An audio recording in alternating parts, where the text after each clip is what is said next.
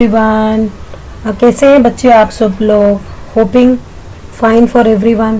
सो बेटा टुडे आज मैं आपके लिए एक नया चैप्टर लेके आई हूँ, क्लास 10th चैप्टर 8 ट्रिग्नोमेट्री।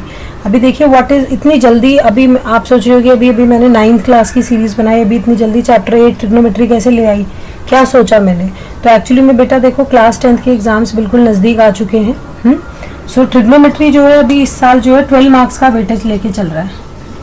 ठीक है, तो 12 मार्क्स कोई बहुत छोटे मोटे नहीं होते बेटा, अच्छे खासे मार्क्स होते हैं।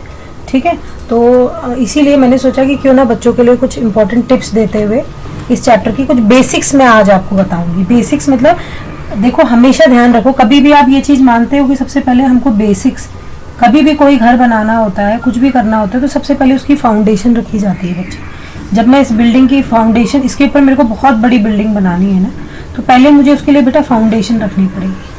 ठीक है ना, और foundation should be very strong. ठीक है, तो वैसे ही मैं बिलीव करती हूँ बच्चे कि कोई भी चैप्टर है, चाहे वो मैथ्स का है, चाहे वो साइंस का है, चाहे वो हिंदी की ग्रामर है, चाहे वो इंग्लिश की ग्रामर है, चाहे वो इंग्लिश स्पीकिंग है, एनीथिंग। ठीक है, कोई भी चीज़ है, चाहे वो आपके कोई काम से रिलेटेड है। ठीक, जब तक आपको उसकी बेसिक नॉलेज नहीं होगी ना, आप टॉप पे कभी नहीं पहुँच सकते। और बाई चांस टॉप पे पहुँच भी गए ना तो भी गिर जाओगे, क्योंकि आपकी फाउंडेशन स्ट्रांग नहीं होगी। ठीक, तो सबसे पहले बेटा बहुत ज़रूरी है कि हम लोगों को अपनी फाउंडेशन को स्ट्रांग करना है ना, हम लोगों को अपने बेसिक्स को क्लियर करना। और बेसिक्स को क्लियर करना इसलिए ज़रूरी है, तब आप कोई भी देखो बेसिक्स नहीं, कई बच्चे कहते हैं नॉर्मली वैसे फॉर्मूले याद करके चलते हैं, चलो चलो चलो जी हो गया, फिर क्वेश्चन सॉल्व करने की बारी आती है तो उनसे क्वेश्चन सॉल्व नहीं होता है। ठीक, तो मैं आपको इसीलिए बताने आ रही हूँ कुछ बेसिक कॉन्सेप्ट जो हमें ध्यान रखने ट्रिग्नोमेट्री के लिए। ठीक है, अभी देखो ट्रिग्नोमेट्री जो वर्ड है ये ग्रीक वर्ड है, it's a Greek word. And trigonometry का मतलब होता है जहाँ पे हम डील करते हैं किसी भी ट्राइंगल की साइड्स और एंगल से। ठीक, उसी को हम ट्रिग्नोमेट्री बोलते हैं। Got it. ट्रिग्नोमेट्री एक्चुअली में क्या होता है, देखो मैं आपको बताती हूँ। वैसे बेसिकली ये बहुत सारी चीज मैथ्स में बहुत ज़्यादा यूज़ नहीं होता आगे काफ़ी सारी चीज़ों का, लेकिन देखो ट्रिग्नोमेट्री को यूज़ करा जाता है। आपको बताती हूँ ट्रिग्नोमेट्री को बाद में भी यूज़ करा जाता है। आपको बता दूँ जो इंजीनियर्स होते हैं बहुत ऊंचाई, किसी बहुत ऊंचे डिस्टेंसेस को फाइंड करने के लिए इसको यूज़ करते हैं। और आपको बताती हूँ कि जैसे पुराने टाइम पे क्या होता था, एस्ट्रोनॉमर्स जो है सन और प्लैनेट के डिस्टेंसेस को फाइंड करने के लिए अर्थ से, वो लोग भी ट्रिग्नोमेट्री को यूज़ करा करते थे। ठीक है, एस्ट्रोनॉमर्स यूज़ करते थे इसको। ठीक, तो आज के टाइम पे अब तो हमारे पास बहुत सारे मॉडर्न गैजेट्स हो चुके हैं उनको मेजर करने के, तो इसको यूज़ नहीं करते। बट हाँ, हमको पता होना चाहिए ना कैसे करना है, क्या करना है, तो उसके कॉन्सेप्ट्स को हम यहाँ पढ़ते हैं। ठीक, तो ट्रिग्नोमेट्री बेटा बेसिकली ट्रिग्नोमेट्री में जब हम पढ़ते हैं तो हम डील करते हैं एक ट्राइंगल के साथ। ठीक है बच्चे, ट्राइंगल के साथ डील करते हैं। ठीक, मान लो इमेजिन करो एक बच्ची यहाँ पे खड़ी है। ठीक है, ये बच्ची यहाँ पे खड़ी है और एक काइट यहाँ पे उड़ रही है। ठीक है, now this girl wants to find the distance from the kite. ठीक है, ये लड़की यहाँ से काइट से अपना डिस्टेंस फाइंड करना चाहती है। ठीक है, सो फॉर दिस व्हाट उसको कुछ चीज़ें पता होनी चाहिए। ठीक, तो similarly if this girl wants to find the distance of the kite from the ground, तो उसके लिए कुछ टेक्निक्स आगे यूज़ करेंगे हम, तो इसीलिए इसको यूज़ करते हैं। मतलब we can find out, the girl can find out the distance of kite from that girl, from this girl. And ये जो है ये जो लड़की है ये भी देख सकती है कि बॉटम से यानी ग्राउंड से कितनी ऊंचाई पे जो है काइट उड़ रही है। ठीक, तो इन्हीं चीज़ों को लेते हुए अभी हम चलेंगे। ठीक, तो देखिए बच्चे, एक चीज़ और मैं बताना चाहूँगी हमेशा, जैसे एक ट्राइंगल मैंने लिया, ये ट्राइंगल लिया, the triangle should be right triangle, not should be, must be a right triangle. Okay, अभी मैंने इसको नाम दिया ए, इसको नाम दिया बी, इसको नाम दिया सी।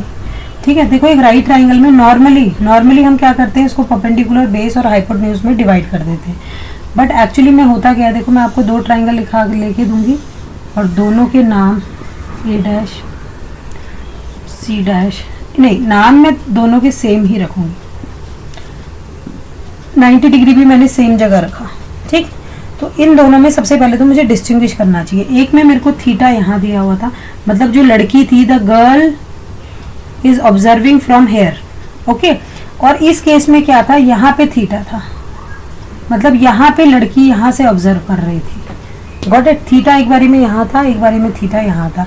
तो इस थीटा के चेंज होने से क्या फर्क पड़ता है। सबसे पहली चीज जो बेसिक बच्चों को नहीं समझ में आती वो यही नहीं समझ में आती, वो बार बार ही कंफ्यूज होते हैं कि कभी तो ये यहाँ पे ले लेते हैं, इसको बेस ले लेते हैं, कभी इसको बेस लेते हैं भाई उनको, बट ये नहीं समझ में आता कि इसके पीछे रीजन क्या है भाई, क्यों ऐसा हो रहा है कि कभी ये बेस बन जाती है कभी ये बेस बन जाती है। तो एक्चुअली में ऐसा क्यों होता है बेटा, देखो जहां पे थीटा होता है ना, जहां पे थीटा होगा वही वाली साइड हमेशा बेस बनती है।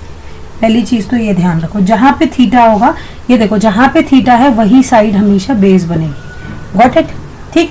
उसके बाद उसकी नेक्स्ट साइड जो है वो परपेंडिकुलर बन जाएगी। ओके, अब ये परपेंडिकुलर बन गया, क्योंकि परपेंडिकुलर का मतलब केवल ये होता है 90 डिग्री पे कहीं पे एंगल पड़ना, है ना, इसको हम परपेंडिकुलर कहते हैं, ठीक। और अगर मैं इसको भी मैं परपेंडिकुलर बोल सकती हूँ, क्योंकि ये भी यहाँ से 90 डिग्री का एंगल बना रहा है, तो परपेंडिकुलर्स की कोई एक डेफिनेशन है, वो तो ये भी फॉलो कर रहा है। तो यहाँ पे इसको मैंने परपेंडिकुलर बना दिया, इसको बेस बना दिया, ठीक। थीटा के चेंज होने की वजह से हमारी बेसिस चेंज हो जाती है। गॉट इट और नॉट, ठीक। तो अब हम आगे चलेंगे बेटा, अब हम देखेंगे हाउ मेनी थीटास, हमें कितने थीटास यहाँ पे पढ़ने हैं, ठीक। थीटास कुछ नहीं है बच्चे, थीटास जस्ट रेशो है, ये साइड्स, कौन सी साइड का कैसे रेशो निकालेंगे तो क्या थीटा बन जाता है। ओके, तो देखिए सबसे पहले हम क्या करेंगे, हमारे पास sine theta, cos theta, tan theta, ठीक है। एक्चुअली में ये वो वाले नेम होते हैं जो हम ज्यादातर यूज करते हैं, अदरवाइज इसका नाम है SINE साइन थीटा, इसका नाम है कोसिकेंट थीटा, इसका नाम है टेंजेंट थीटा। गॉट इट, लेकिन हम लोग sine theta, cos theta, tan theta ही बोलते हैं, ठीक है। ज्यादा इसी को प्रेफर करा जाता है। जैसे किसी का बहुत बड़ा सा नाम होता है, कोई भी बहुत बड़ा नाम है, तो मोस्टली क्या करते हैं, घर का नाम बुलाना, छोटा नाम बुलाना प्रेफर करते हैं ना, तो वही नाम है, इनके छोटे नाम हम लोग यूज करते हैं। तो देखो सबसे पहले साइन थीटा मुझे निकालना है बच्चे, तो अभी देखो साइन थीटा मुझे निकालना है, मैं एक काम करूंगी आपको, चलो ठीक है, पहले साइन थीटा का फॉर्मूला, पहले जनरल फॉर्मूला मैं आपको बताऊंगी, ठीक है। ये वाली बात तो अभी आपको खाली एक नॉलेज देने के लिए थी, इसको हटा देंगे, अभी हम केवल थीटास के बारे में पढ़ेंगे। ओके, तो साइन थीटा बेटा होता क्या है, साइन थीटा का फॉर्मूला होता है perpendicular upon hypotenuse. Okay, perpendicular upon hypotenuse. अभी आप बताइए मुझे, इसमें परपेंडिकुलर क्या है, AC है, और बेस क्या है बच्चे, सॉरी हाइपोटेन्यूज मेरी क्या है, इसको हाइपोटेन्यूज बोलते हैं। ओके, हाइपोटेन्यूज जो है 90 डिग्री के सामने वाली साइड होती है। गॉट इट, हमेशा ध्यान रखना बेटा 90 डिग्री के एंगल से सामने, मतलब इन दोनों साइड को छोड़ के जो थर्ड साइड होती है उसको हाइपोटेन्यूज बोलते हैं। In a right triangle, in a right triangle ABC। Got it, right triangle ABC। तो यहाँ पे हमारे पास क्या हो गया बच्चे, AC अपॉन AB हो गया। Got it. Next cos theta क्या होता है, base upon hypotenuse, which is equals to BC upon AB। And tan theta is perpendicular upon base, which means perpendicular is AC and base is BC. Got it? तो ये तो हमारे पास एक theta हुए। अब क्या होता है बच्चे, इनके ना रेसिप्रोकल थीटा होते हैं। साइन थीटा का रेसिप्रोकल होता है कोसेक थीटा, कोसिकेंट थीटा इसको बोलते हैं, तो उसका नाम होता है cosec theta. Got it. Sine का होता है कोसिकेंट, कॉस का होता है सीकेंट यानी सेक थीटा, टेंजेंट का होता है कोटेंजेंट यानी कि कॉट थीटा। Got it. अब ये क्या होते हैं ना, ये रेसिप्रोकल होते हैं।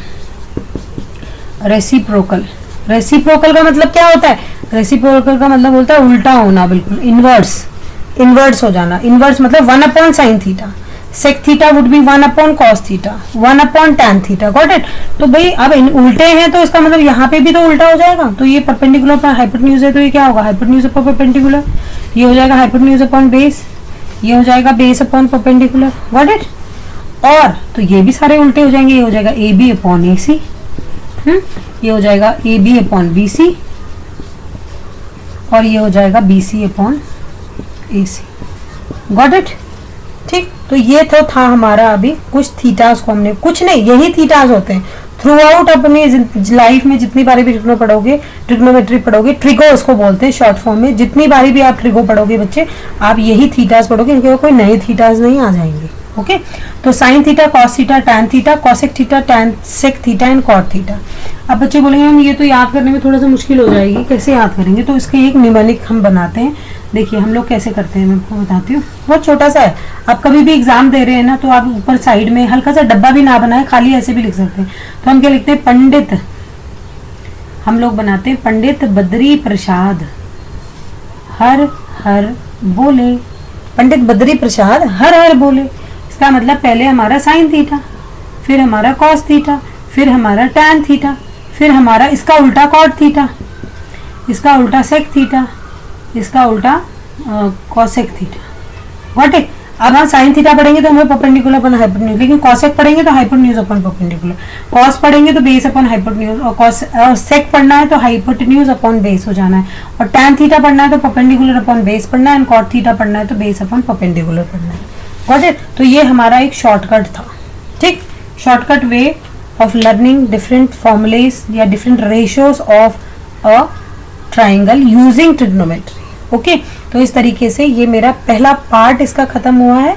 अभी मैंने एक छोटा सा इंट्रोडक्शन दिया। देखो, सबसे पहला चीज आपकी यही करना है, आपको इस चैप्टर में सबसे पहली चीज आपको यही करनी है, ठीक है। You should know all the ratios. आपको ये रेशियोज पता होने चाहिए कि भाई साइन थीटा का रेशियो क्या होगा और टैन थीटा का रेशियो क्या होगा। ओके, और इसके बाद बच्चे मैं आपको ये बोलना चाहूंगी कि इसके बाद मैं एक और वीडियो लेके आऊंगी, उसमें मैं इसको कंटिन्यू करूंगी, ठीक है। और please if you like my video, please देखो, टीचर को भी ना क्या चाहिए होता है बच्चों से, teacher wants motivation from the teacher kids, है ना। जब बच्चे बोलते हैं मैम आप, बच्चे ही इंटरैक्ट करना शुरू करते हैं तो टीचर का भी मन करता है कि वो और वीडियोस को अपलोड करें अपने बच्चों के लिए, है ना। तो बेटा आपको ये जानना, ये आपको बहुत मेरे को लिखना, लाइक कर, मेरे को आपको कमेंट बॉक्स में लिखना पड़ेगा कि मैम हमें ये वीडियो पसंद आया है and we want another video for it, ठीक है। तो इस तरीके से आपको लिख के मेरे को बताना पड़ेगा कि मैम हमें और वीडियोस चाहिए इसके रिलेटेड, देन ओनली नहीं, फिर मैं तो अपलोड करने ही वाली हूँ फॉर योर बेनिफिट्स, ठीक है। So till then take care, good bye.